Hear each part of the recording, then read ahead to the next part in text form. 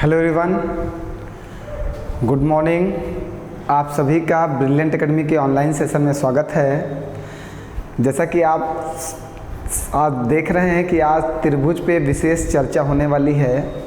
आज हम त्रिभुज को लेके जितने भी प्रकार के होते हैं, जो इससे रिलेटेड क्वेश्चंस पूछे जाते हैं, हम उनको आज डिस्कस करेंगे। पहले तो हम त्रिभुज के बारे में सब कुछ बताएंगे कि आपको त्रिभुज कितने प्रकार के होते हैं, त्रिभुज में कौन कौन से फॉर्मूले बनते हैं, त्रिभुज से क्या क्या रिलेटेड होता है। फिर त्रिभुज को छोटा टॉपिक तो है नहीं कि एक क्लास में एंड किया जा सके। आज हम इसके बारे में आपके साथ डिस्कस करेंगे। फिर कल हम आज की क्लास से ही रिलेटेड कल इसके क्वेश्चन सॉल्व कराएंगे। देखिए, एक दिन उस चैप्टर के बारे में डिस्कस किया जाएगा और दूसरे दिन उससे रिलेटेड क्वेश्चन सॉल्व कराए जाएंगे। ऐसे धीरे धीरे करके 2 से 3 क्लासेज में हम त्रिभुज समाप्त कर लेंगे। बहुत सारे बच्चे सोच रहे होंगे सर आप कंपाउंड इंटरेस्ट की क्लास को स्टॉप करके त्रिभुज लेके आ गए हैं। तो बेटा एक छोटी सी प्रॉब्लम आ गई थी, नोट्स कंप्लीट नहीं हो पाया। देखिए, सच बोलता हूँ, झूठ बोलने की आदत नहीं मेरी। मैं जो भी बोलूँगा सच बोलूँगा। नोट्स कंप्लीट नहीं हो पाए हैं मीन्स उसमें टाइप होके मुझे नोट्स चाहिए पढ़ाने के लिए, जिसके कुछ सिचुएशन ऐसी आई है जिसकी वजह से नोट्स कंप्लीट नहीं हो पाया है। हमें टाइम नहीं मिल पाया है क्वेश्चन कलेक्ट कराने के लिए। तो जब तक क्वेश्चंस कलेक्ट नहीं होंगे टाइप हो नहीं पाएंगे।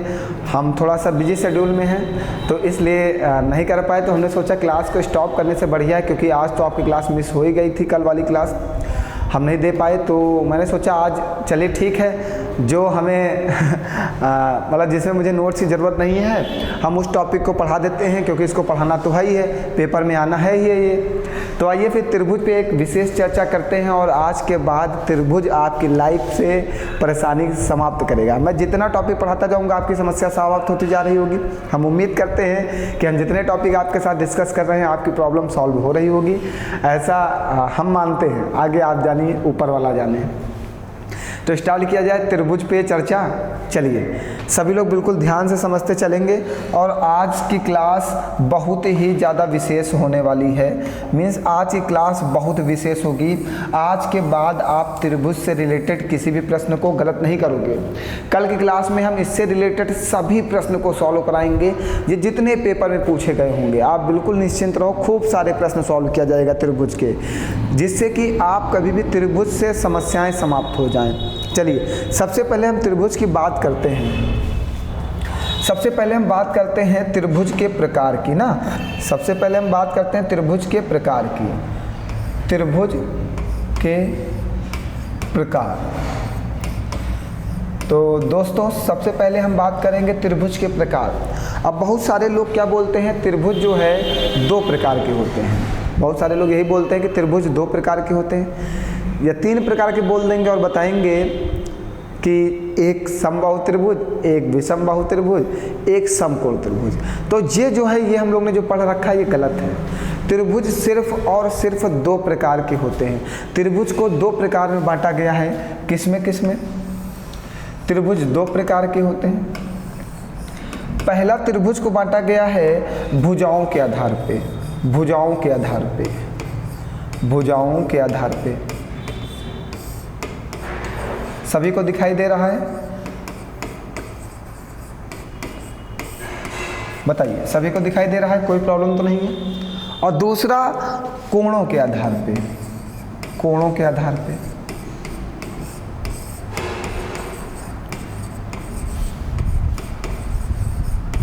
आधार पर त्रिभुज के 2 प्रकार होते हैं। पहला उसे बताया गया कि वो भुजाओं के आधार पे होता है, दूसरा बताया गया कि वो कोणों के आधार पे होता है। अब बात करते हैं भुजाओं के आधार पे कौन से त्रिभुज होते हैं और कोणों के आधार पे कौन से त्रिभुज होते हैं। तो ये 3 प्रकार के होते हैं। अगर हम बात करें भुजाओं के आधार पे कौन कौन से त्रिभुज होते हैं, तो ये 3 प्रकार के होते हैं। पहला होता है समबाहु त्रिभुज। समबाहु त्रिभुज, इसको हम इंग्लिश में बोलते हैं इक्विलैटरल ट्रायंगल। Equilateral triangle.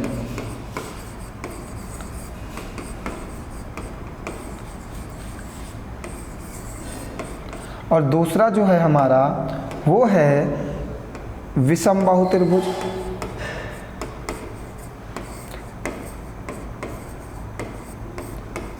तीसरा है हमारा समद्विबाहु त्रिभुज।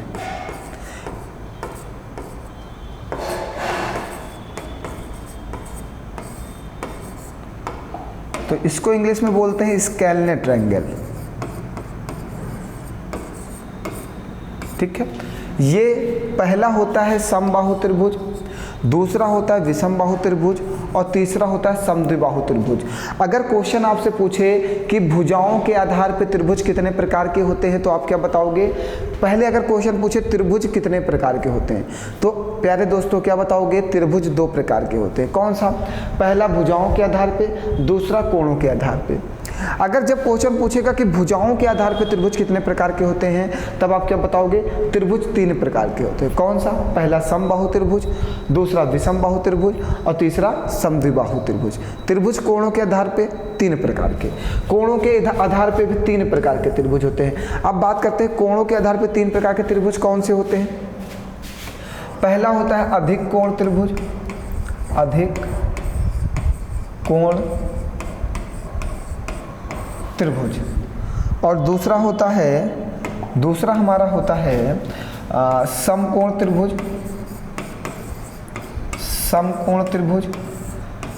और तीसरा हमारा होता है न्यून कोण त्रिभुज, न्यून कोण त्रिभुज। तो बहुत सारे बच्चे कभी कभी बोलते हैं सर एक आध शब्द इंग्लिश में भी लिख दिया करो, लेकिन क्या करूं मुझे इंग्लिश आती नहीं, इसलिए थोड़ी सी समस्याएं मेरे साथ क्रिएट रहती हैं। फिर भी हम प्रयास करते हैं कि आपको इंग्लिश में भी बता दिया जाए। इसको बोलते हैं ऑब्ट्यूज ट्रायंगल।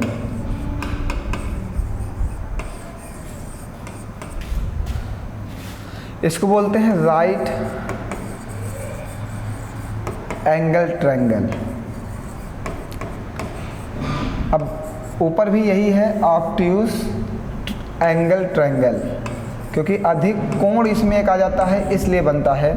और ये एक्यूट एंगल ट्रायंगल होता है, एक्यूट एंगल और ट्रायंगल। ठीक है, चलिए आप इंग्लिश थोड़ा बहुत हमें कम आती है इसलिए हम इंग्लिश नहीं बोलते हैं, फिर भी हम आपकी समस्या का समाधान जरूर करेंगे, क्योंकि हम आपकी समस्याओं के समाधान के लिए ही बने हैं।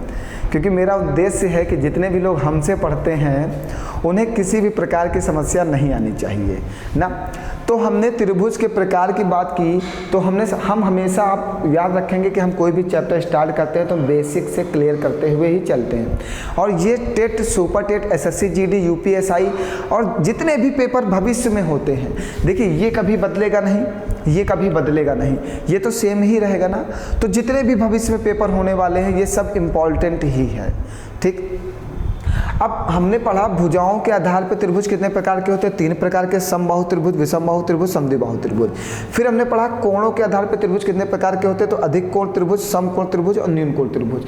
ये हो गए हमारे टोटल 6 प्रकार के त्रिभुज।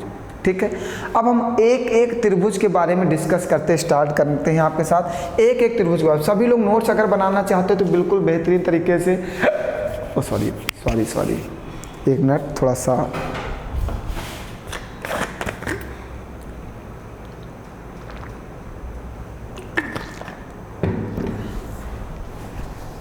कोई याद कर रहा है हमें। इतनी रात में मुझे कौन याद करता है मैं खुद नहीं समझ पाता हूँ। याद करना हो तो दिन में याद करो यार। चलिए आइए अब बात करते हैं कि भुजाओं के आधार पर 3 प्रकार के, कोणों के आधार पर 3 प्रकार के। अब एक एक त्रिभुज लेते हैं और उसके बारे में डिस्कस करना स्टार्ट करते हैं कि उसका क्षेत्रफल क्या होता है, उसका परिमाप क्या होता है, उसमें और क्या क्या चीज़ें होती हैं। ठीक है, चलिए आइए सबसे पहले हम कौन सा त्रिभुज लेंगे? सबसे पहले हम लेंगे समबाहु त्रिभुज। और सबसे इंपॉर्टेंट आपके पेपर में जो है उनकी बात कर लेते हैं, उनको बता दिया जाए। सबसे इंपॉर्टेंट ये वाला, उसके बाद ये वाला, उसके बाद ये वाला और इधर ये वाला। ये 4 त्रिभुज आपके पेपर में सबसे इंपॉर्टेंट है। और समकोण त्रिभुज जो होता है ये भी ध्यान रखना, समकोण त्रिभुज कोणों के आधार पे होता है, कभी भुजाओं के आधार पे मत कर देना। ठीक है, चलो अब आओ, सबसे पहले हमने उठाया समबाहु त्रिभुज। ठीक है, सबसे पहले हमने आपके लिए उठाया समबाहु त्रिभुज, समबाहु त्रिभुज। अब सबसे पहले हम पूरी चर्चा करेंगे इसके बारे में, समबाहु त्रिभुज की। चलिए सबसे पहले हम एक त्रिभुज बना लेते हैं। ये है, ये हमारा एक त्रिभुज हो गया। सबसे पहले हम इसको समझाते हैं आपको अच्छे से। ठीक है भैया, थोड़ा सा इधर आ जाइए या। ठीक है। अब समबाहु त्रिभुज होता क्या है? ऐसा त्रिभुज जिसकी सभी भुजाएं आपस में बराबर हों। समबाहु त्रिभुज की तीनों भुजाएं आपस में क्या होती हैं? बराबर होती हैं। पहला है समबाहु त्रिभुज की सभी साइड्स, सभी भुजाएं आपस में बराबर होती हैं, आपस में बराबर होती हैं, आपस में बराबर होती हैं। समबाहु त्रिभुज कोई भी होगा तो उसकी सभी भुजाएं आपस में क्या होती हैं? बराबर होती हैं। इसकी सभी साइड्स आपस में इक्वल होती हैं।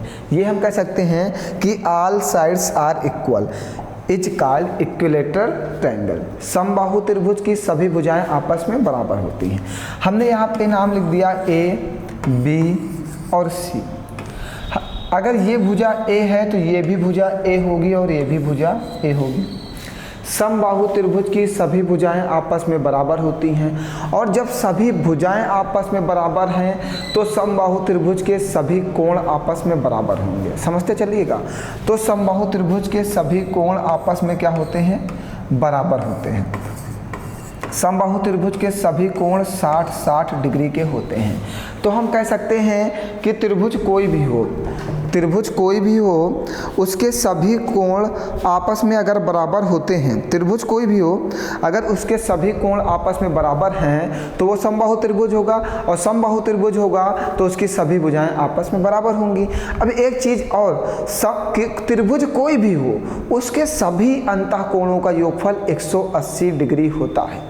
त्रिभुज हो, चाहे समबाहु त्रिभुज हो, चाहे विषमबाहु त्रिभुज हो, समकोण त्रिभुज हो, अधिक कोण त्रिभुज हो, न्यून कोण त्रिभुज हो और समद्विबाहु हो, कोई भी त्रिभुज हो तो त्रिभुज के sभी अंतःकोणों का योगफल 180 डिग्री होता है। ये भी पॉइंट लिख लीजिएगा आप। त्रिभुज के सभी अंतःकोणों का योगफल, अंतःकोणों का योगफल, कोणों का योगफल आपके लिए लिखना पड़ता है मुझे, योगफल 180 डिग्री होता है। समझ गए भैया? त्रिभुज कोई भी होगा उसके सभी अंतःकोणों का योगफल क्या होगा? 180 डिग्री होगा। कोई भी त्रिभुज हो अंतःकोणों का योगफल कभी नहीं बदलेगा। तो अब एक बात और क्लियर हुई कि त्रिभुज कोई भी आ जाए, ये पॉइंट आप कभी बदलेंगे नहीं कि त्रिभुज के सभी अंतःकोणों का योगफल 180 डिग्री होता है। अब समबाहु त्रिभुज की बात करते हैं। अब इसको रब करते हैं ना। चलिए आइए, अब इन सब बातों को छोड़ो, अब आइए समबाहु त्रिभुज के परिमाप की। अब आइए, तो समबाहु त्रिभुज है, समबाहु त्रिभुज में क्वेश्चन क्या बनेगा? या तो वो पूछेगा समबाहु त्रिभुज का परिमाप बताइए, या फिर वो पूछेगा समबाहु त्रिभुज का क्षेत्रफल बताइए, या फिर वो पूछेगा समबाहु त्रिभुज की ऊंचाई बताइए।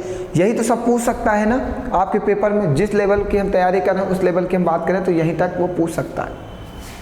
तो आइए, अगर हम समबाहु त्रिभुज के परिमाप की बात करते हैं तो परिमाप आप किसी भी चीज़ का निकालिए तो भुजाओं का योग ही परिमाप होता है। भुजाओं का सम ही, साइड्स का सम ही परिमाप होता है, पेरीमीटर होता है। परिमाप को हम पेरीमीटर बोलते हैं, पी से डिनोट कर सकते हैं। तो समबाहु त्रिभुज का परिमाप निकालना है तो a प्लस ए मीन्स समबाहु त्रिभुज का परिमाप क्या हो जाएगा? 3a हो जाएगा। अब हम बात करते हैं समबाहु त्रिभुज के क्षेत्रफल की, मीन्स एरिया की। समबाहु त्रिभुज के क्षेत्रफल की बात करते हैं, मीन्स एरिया की बात करते हैं। तो समबाहु त्रिभुज का क्षेत्रफल होता है √3/4 भुजा स्क्वायर। ए यहाँ पे क्या है? ये भी बड़ी बात है, बहुत सारे बच्चे ये भूल जाते हैं कि ए क्या है। ए हमारी भुजा है। जो ए है ये हमारी भुजा ही तो है, ए हमारी भुजा ही तो है। अब एक बात और, अगर यहाँ से समबाहु त्रिभुज में एक ये ऊंचाई खींच दी गई, समबाहु त्रिभुज में एक ये ऊंचाई h खींच दी गई, ठीक है। अगर इस h को निकालने की बात की जाए तो इसका फार्मूला होता है a/h = 2/√3।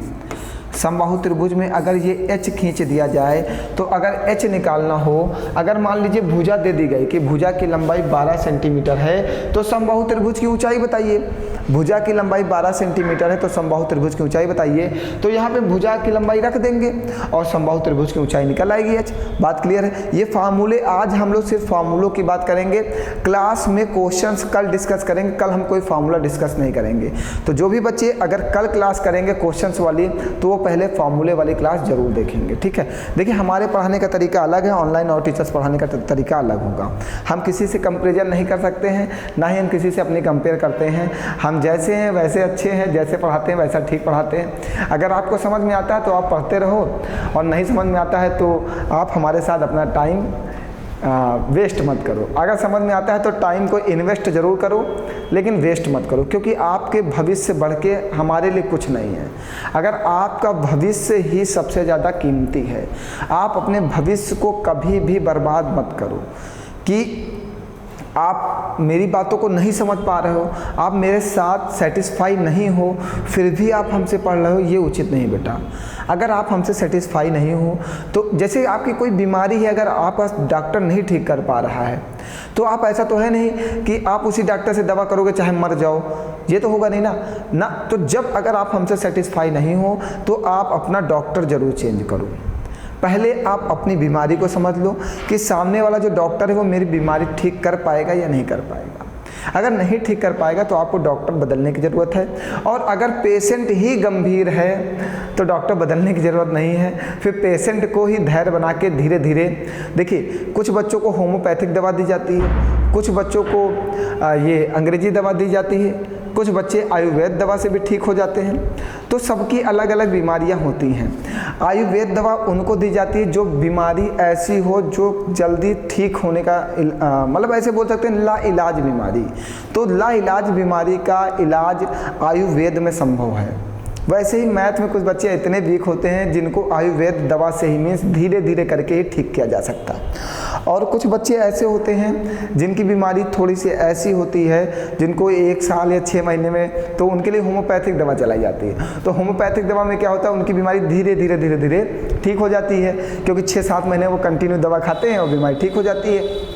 और कुछ बच्चे ऐसे होते हैं जो बढ़िया टैलेंटेड होते हैं, थोड़ा सा ही उन्हें गाइडेंस की ज़रूरत होती है, तो उनके लिए हम लोग जो ये अंग्रेजी दवाएं आती हैं इनका यूज़ करते हैं, जिससे कि वो जल्दी जल्दी अप हो जाएं और अपना सिलेक्शन ले लें। तो जो जैसा है वो ऐसे ही पढ़ता रहे, और हम उम्मीद करते हैं कि हम आपको सिखाने के लिए पर्याप्त हैं, हम मानते हैं।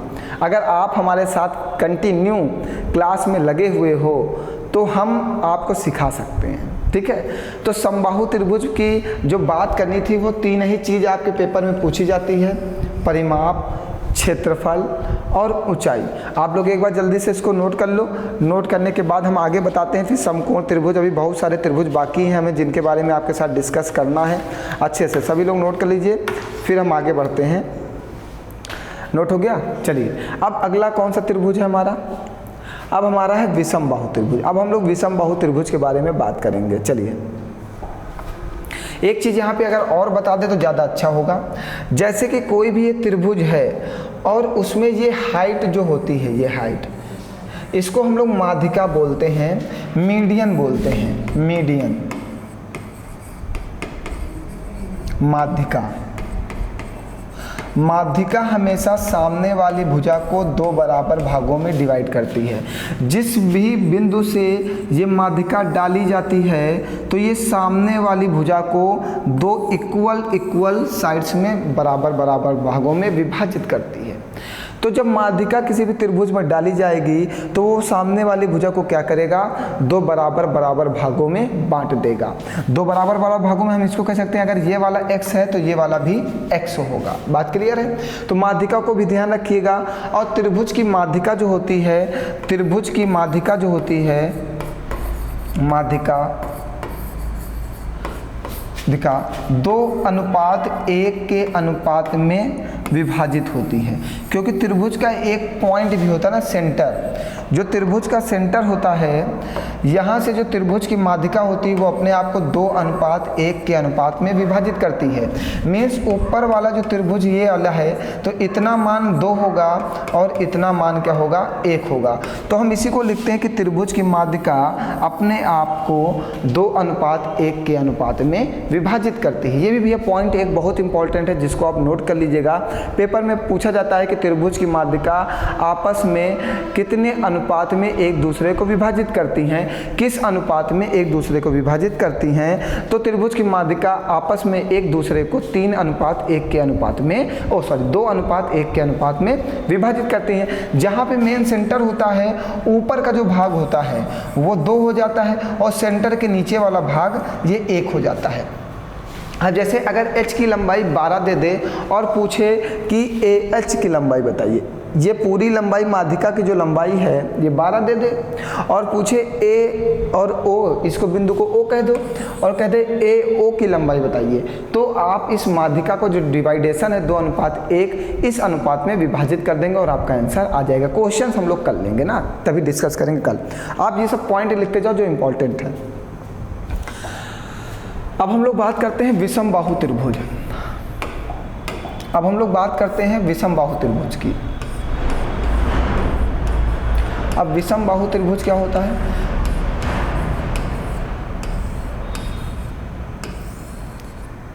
चलिए एक त्रिभुज बनाते हैं। ये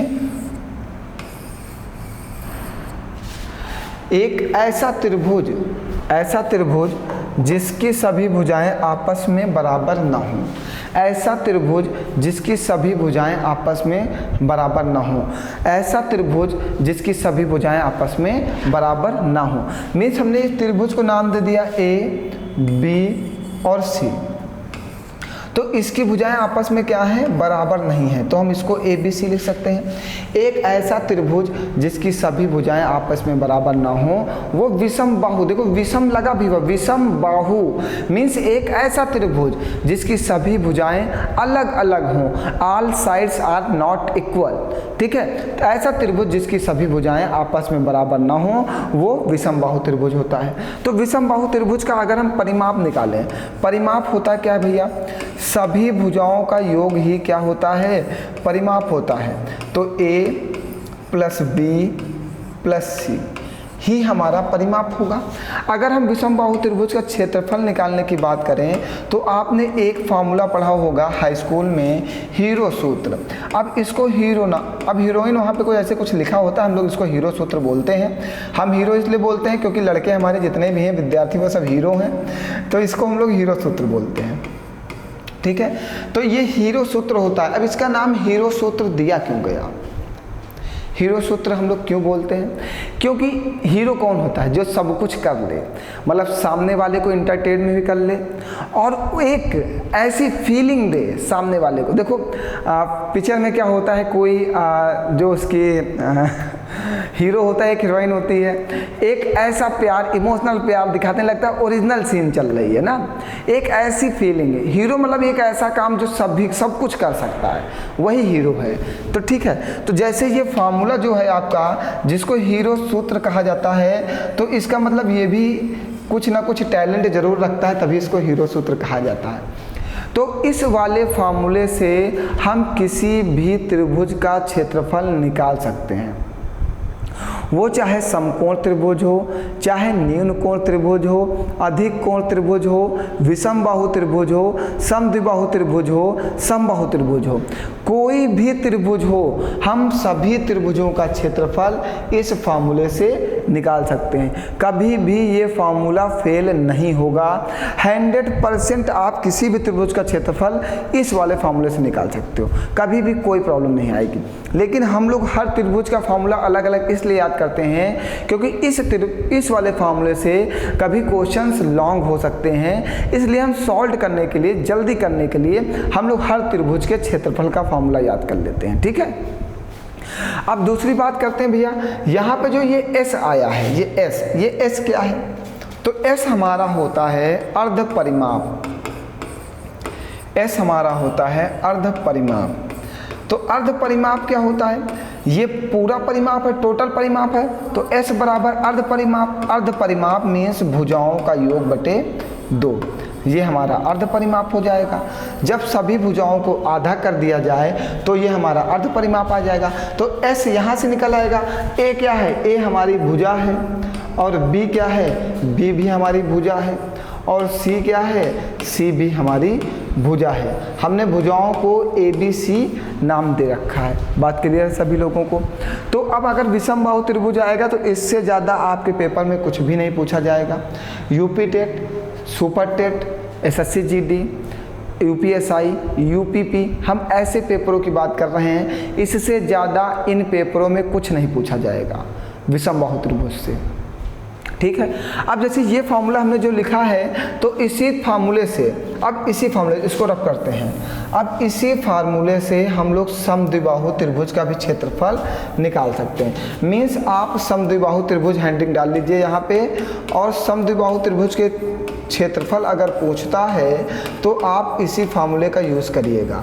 अब समद्विबाहु त्रिभुज होता क्या है, हम उसकी बात कर लेते हैं। ऐसा त्रिभुज जिसकी दो भुजाएं आपस में बराबर हो। देखो सम मीन्स बराबर, द्वि मीन्स दो, बाहु मीन्स भुजाएं।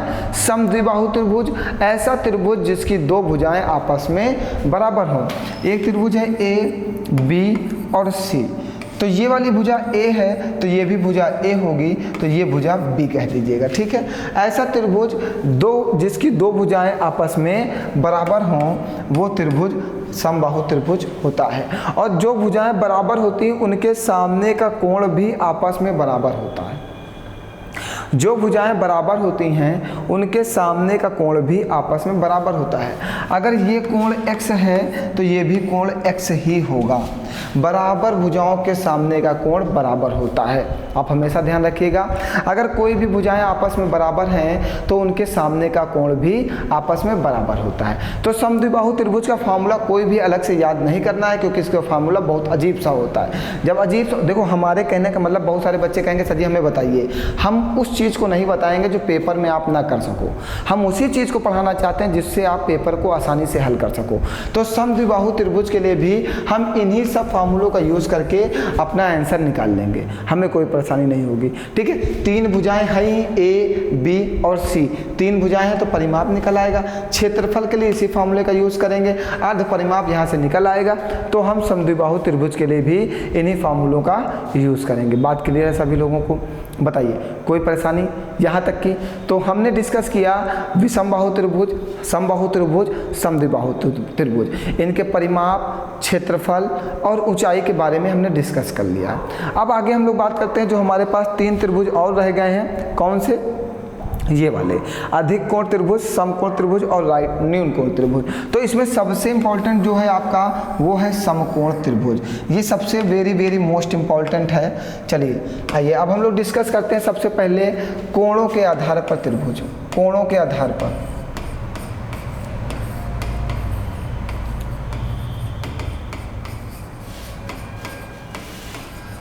कोणों के आधार पर आपने त्रिभुज कितने प्रकार के लिखे हैं? तीन प्रकार के। पहला अधिक कोण त्रिभुज,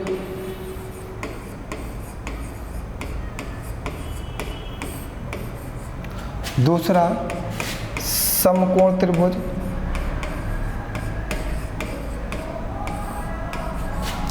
तीसरा न्यून कोण त्रिभुज।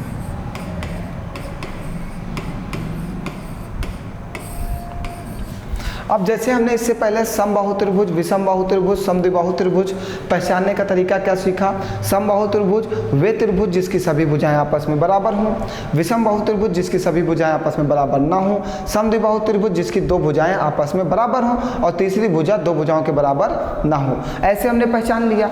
तो इनके भी पहचानने का तो कोई तरीका होगा ना, हम पेपर में कैसे पहचानेंगे?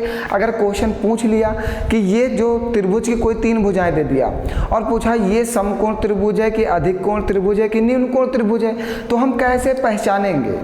सबसे बड़ी बात तो यही होती है कि हम पहचानेंगे कैसे, ठीक है। सबसे बड़ी बात भैया यही हुई कि हम पहचाने कैसे। तो त्रिभुज कोई भी होगा तो उसमें हमेशा क्या होगा भैया? तीन ही भुजा होगा। हम आपकी बात समझ रहे हैं भैया, आप आप परेशान हैं, हम आपकी समस्याओं का समाधान करेंगे, हम आपके क्वेश्चंस का आंसर देंगे, ठीक है। हाँ, आप ज़्यादा से ज़्यादा कमेंट करते रहिए और हमें बताते रहिए कि आपको समझ में आ रहा है या नहीं आ रहा, किसी प्रकार की कोई परेशानी तो नहीं है। देखिए, आज हम थोड़ा सा हंस नहीं रहे क्योंकि आज हम चाह रहे हैं कि पूरे त्रिभुज को अच्छे से कम समय में डिस्कस कर लें, जिसको आप इसको अच्छे से डिस्कस कर लो और माइंड में सेट कर लो, जिससे मैं कल की क्लास बहुत बेहतरीन क्वेश्चन के साथ आपके साथ डिस्कस कर सकूं। अगर कल हम ये डिस्कस करते तो हम कल की क्लास में आपको बहुत सारे क्वेश्चन नहीं सॉल्व करा पाते, इसलिए हम आज डिस्कस किए ले रहे हैं और कल की क्लास में खूब बेहतरीन क्वेश्चनों के साथ आपके साथ मिलते हैं, ठीक है। अब आइए, तो त्रिभुज कोई भी होगा तो हमेशा उसमें तीन चीज़ें होंगी। क्या? पहली चीज़ तो उसमें तीन भुजाएं तो ही होंगी।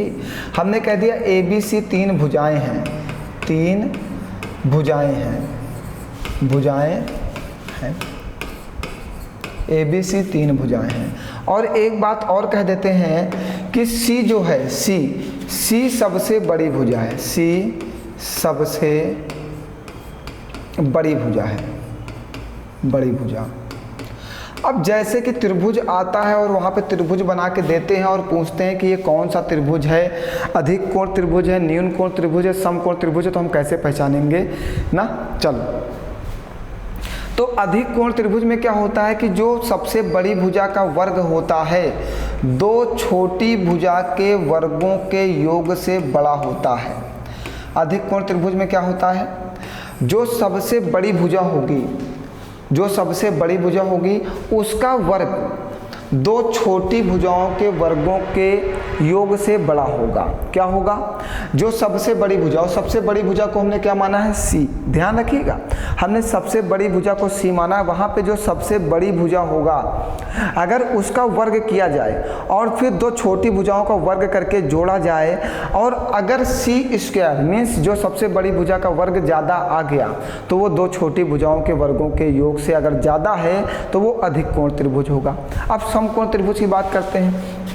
समकोण त्रिभुज में क्या होता है, एक बड़ी भुजा के वर्गों, एक सबसे बड़ी भुजा का वर्ग दो छोटी भुजाओं के वर्गों के योग के क्या हो जाए? बराबर हो जाए, तब राइट एंगल ट्रायंगल बनता है, मेन समकोण त्रिभुज बनता है।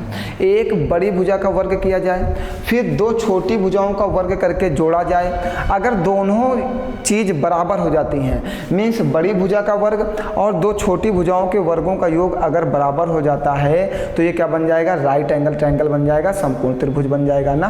अब इसके बात करते हैं न्यून कोण त्रिभुज की बात करते हैं। अब न्यून कोण त्रिभुज क्या होता है, एक छोटी भुजा दो, एक सबसे बड़ी भुजा, सबसे बड़ी भुजा का वर्ग करा जाए तो वो जो है दो सबसे छोटी भुजा के वर्गों के योग से क्या हो?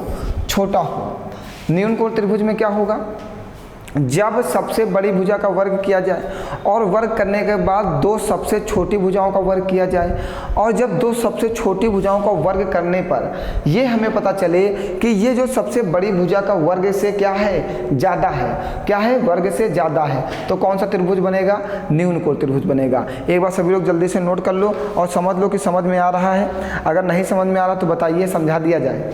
ये बात क्लियर है सबको? न्यून कोण त्रिभुज में क्या होगा, जैसे कोई त्रिभुज ले लो और ये एक भुजा दे दी जाए 13 और एक भुजा दे दी जाए 12 और एक भुजा दे दी जाए 5, तो 13 का स्क्वायर करोगे तो 169, 12 का स्क्वायर करोगे 144 और 5 का स्क्वायर करोगे 25। इन दोनों को जोड़ोगे तो ये 169 और ये भी 169, ये दोनों क्या आ गए? आपस में बराबर हो गए। तो इन भुजाओं द्वारा निर्मित कोण क्या होगा? समकोण त्रिभुज होगा।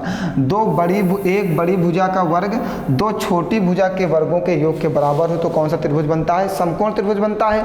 और एक बड़ी भुजा का वर्ग दो छोटी भुजाओं के वर्गों के योग से ज़्यादा हो तो अधिक कोण त्रिभुज बनता है। और एक बड़ी भुजा का वर्ग दो छोटी भुजाओं के वर्गों के योग से छोटा हो तो न्यून कोण त्रिभुज बनता है। ये चिन्ह उसके साइड लगता है, ये इसका मुंह उस तरफ खुलता है जो बड़ा होता है, ये मुंह उसकी तरफ खोलता है जो ये बड़ा होता है। तो अब आप अधिक कोण त्रिभुज और समकोण त्रिभुज और न्यून कोण त्रिभुज पेपर में पहचान लेंगे ना। कल हम इसके बहुत सारे प्रश्न सॉल्व कराएंगे। अब आगे बात करते हैं, जो सबसे इम्पॉर्टेंट है वो है समकोण त्रिभुज। ये आपके पेपर का सबसे बेहद सबसे महत्वपूर्ण टॉपिक है, यहाँ से बहुत सारे प्रश्न आपके पेपर में आते हैं। चलिए आइए अब समकोण त्रिभुज की बात करते हैं। ये है समकोण त्रिभुज। और भैया हमारी एक बात को बहुत मतलब शालीनता से समझिएगा कि आपको पढ़ने की बहुत सख्त ज़रूरत है, बहुत ही ज़्यादा सख्त ज़रूरत है, क्योंकि आपके माँ बाप ने बहुत मेहनत करके आपको इतना बड़ा किया और इस लायक बनाया है कि अब आप उनके लिए कुछ करो। ठीक है, अगर बाप ने, आपके पिताजी ने आपको साइकिल पे बैठाल के घुमाया है, आपके पिताजी ने आपको साइकिल पे बैठाल के घुमाया है, तो अब वक्त आया है उन्हें कार में बैठाल के घुमाने का। तो अब वक्त आया है उन्हें कार में बैठाल के घुमाने का। एक समय था जब आपके पिताजी आपको साइकिल पे बैठाल के आपको जहाँ कहते थे आपको वहाँ ले जाते थे।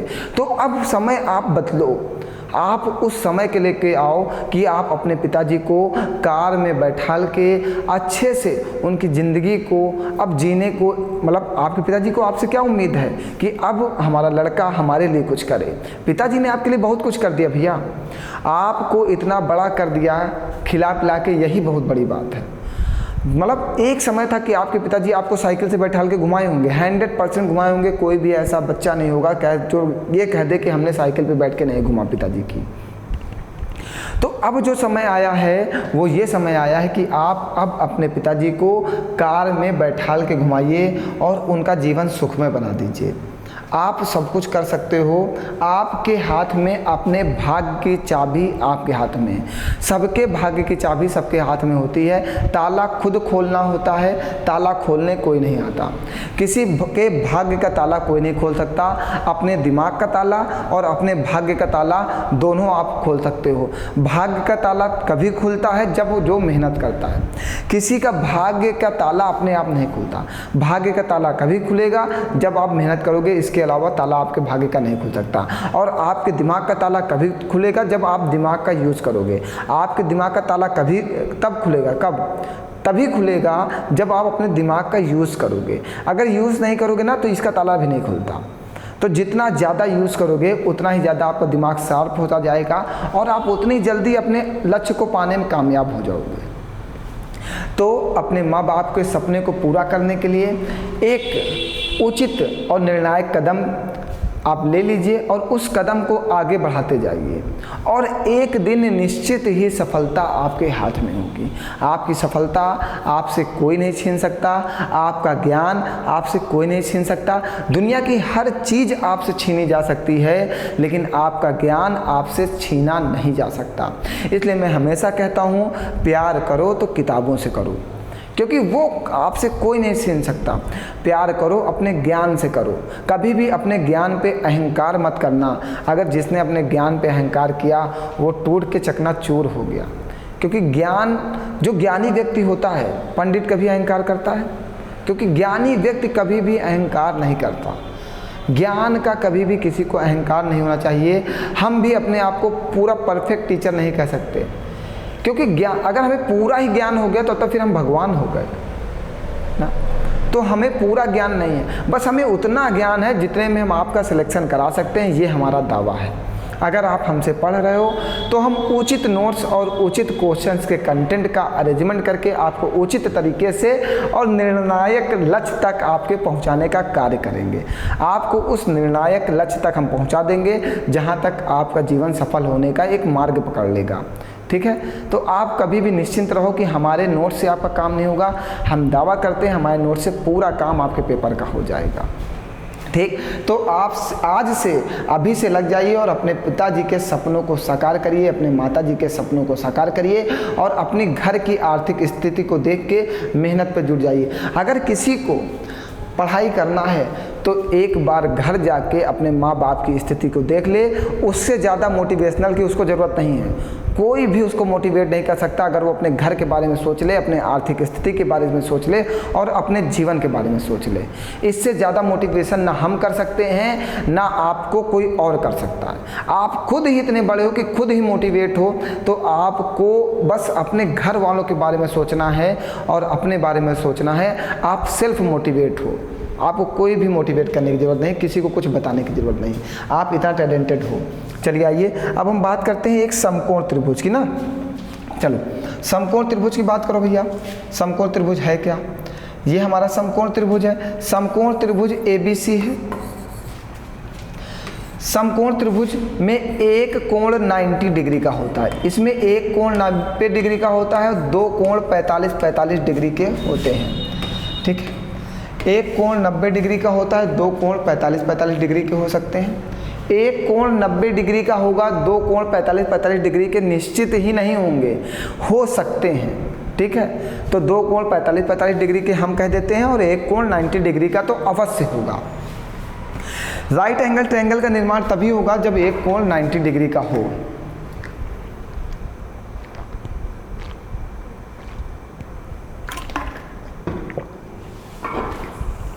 ठीक है, जब एक कोण 90 डिग्री का होगा तभी हमारा समकोण त्रिभुज बनेगा। अब समकोण त्रिभुज में होता क्या है, ये वाली जो भुजा होती है ये आधार होती है, इसको हम बेस बोलते हैं, और ये वाली भुजा जो होती है ये होती है लंब, इसको हम परपेंडिकुलर बोलते हैं। और ये वाली भुजा जो होती है ये होती है कर्ण, इसको हम हाइपोटेनियस बोलते हैं। ठीक है, हाइपोटेनियस बोलते हैं, कर्ण बोलते हैं।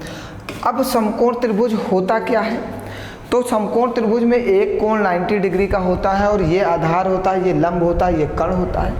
अगर हम समकोण त्रिभुज के परिमाप की बात करें तो परिमाप क्या होता है भैया, समकोण त्रिभुज का परिमाप होता है, किसी भी त्रिभुज का परिमाप हो सभी भुजाओं का योग ही क्या होता है, परिमाप होता है। सभी भुजाओं का योग ही क्या होता है, परिमाप होता है। सभी भुजाओं का योग ही परिमाप होता है। अगर अब हम समकोण त्रिभुज के क्षेत्रफल की बात करते हैं तो समकोण त्रिभुज का क्षेत्रफल होता है 1/2 आधार गुणे ऊंचाई, मीन्स 1/2 आधार, ये हमारा आधार है और ये लंब जो होता है ये हमारी ऊंचाई होती है, तो हम क्या बोलते हैं 1/2 आधार गुणे ऊंचाई। समकोण त्रिभुज का क्षेत्रफल हम निकाल लेंगे 1/2 आधार गुणे ऊंचाई से। इतनी बात क्लियर हो गई। अब समकोण त्रिभुज फॉलो क्या करता है, हमने बताया समकोण त्रिभुज पहचानने का तरीका कि सबसे बड़ी भुजा का वर्ग दो छोटी भुजाओं के वर्गों के योग के बराबर हो जाए तो ये समकोण त्रिभुज होता है और ये राइट एंगल ट्रायंगल होता है। राइट एंगल ट्रायंगल में एक होता है पाइथागोरस ट्रिपलेट। पाइथागोरस प्रमेय जो पाइथागोरस ने अपनी प्रमेय दी थी वो राइट एंगल ट्रायंगल पे ही दी थी।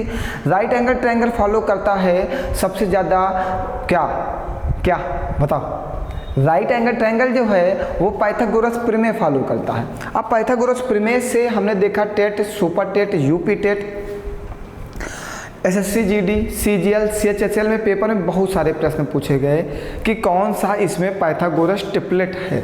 अब पाइथागोरस ट्रिपलेट की बात करते हैं, चलो समझाते हैं थोड़ा सा। जैसे ये हमारा राइट एंगल ट्रायंगल है,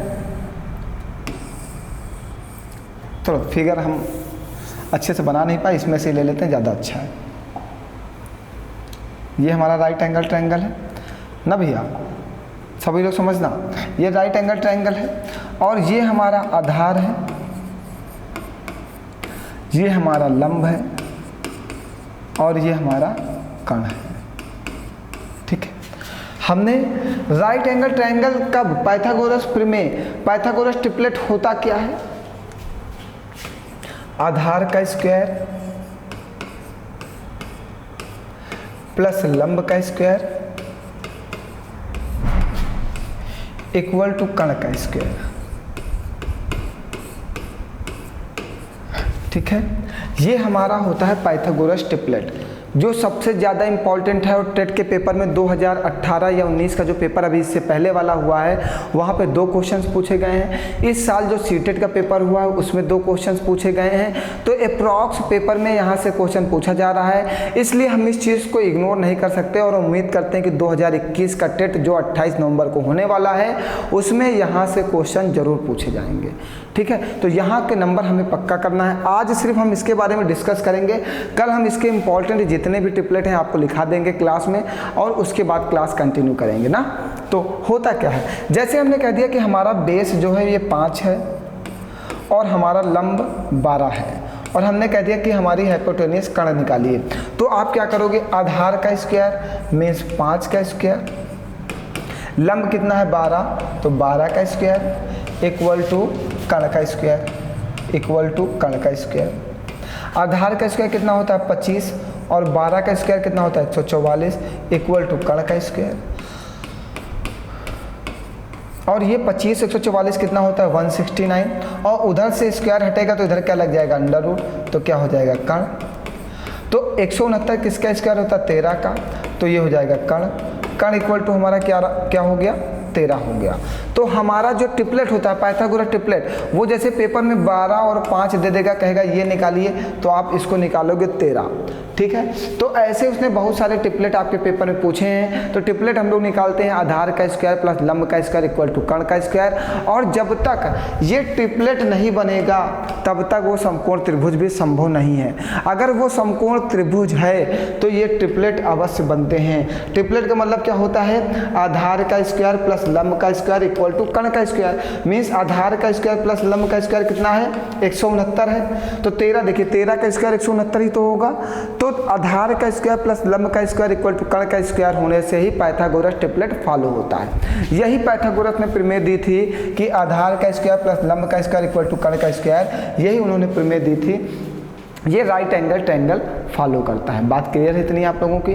तो कल हम यहाँ से क्लास को कंटिन्यू करते हैं। आज की क्लास आप ज़रूर देख लीजिएगा, और अगर आपको समझ में आ गया है तो आपसे एक निवेदन है कि आप ज़्यादा से ज़्यादा बच्चों तक हमारी क्लास को पहुँचाइए। अभी त्रिभुज में बहुत कुछ बाकी है। त्रिभुज में अंतःवृत्त बाकी है, परिवृत्त बाकी है, लंब केंद्र, परिकेंद्र, अंतः केंद्र बाकी है। ऐसे बहुत सारी चीज़ें हैं। हम कल इसके क्वेश्चन सॉल्व कराएंगे। फिर दूसरी क्लास परसों जो करेंगे वो अंतः केंद्र, लंब केंद्र, परिकेंद्र पर करेंगे, फिर उसके क्वेश्चन सॉल्व कराएंगे। ऐसे ही मतलब 2-4 चीज़ें हैं जो त्रिभुज में आपके पेपर में सबसे ज़्यादा पूछी जाती हैं। तो हम वो सारे क्वेश्चंस कल से स्टार्ट करके आपको सॉल्व कराना स्टार्ट करेंगे, क्योंकि टेट का पेपर बहुत करीब है, और बिल्कुल बेस टू बेस चलेंगे कि पेपर में सबसे ज़्यादा क्वेश्चन हमारे पढ़ाए हुए ही पेपर में पूछे जाएँ। आप सभी लोगों का बहुत बहुत धन्यवाद। क्लास को शेयर करें, लाइक करें, सब्सक्राइब करें चैनल को, और ज़्यादा से ज़्यादा लोगों तक हमें पहुँचाएँ। आप लोग हंसते रहें, मुस्कुराते रहें और पढ़ते रहें। धन्यवाद आप सभी लोगों का।